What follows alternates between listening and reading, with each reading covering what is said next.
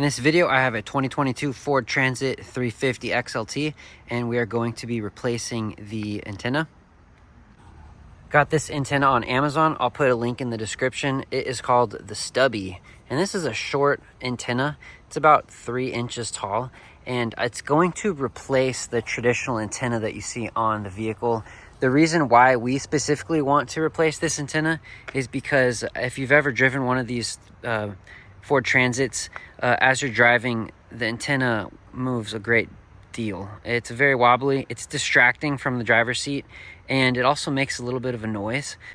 So removal of the antenna is simple. You're just going to twist counterclockwise, and it is going to unscrew from the antenna base.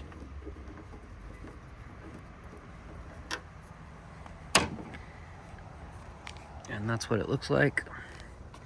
And this is what the brand new antenna looks like. Mounting is simple. It's just the same process, but in reverse.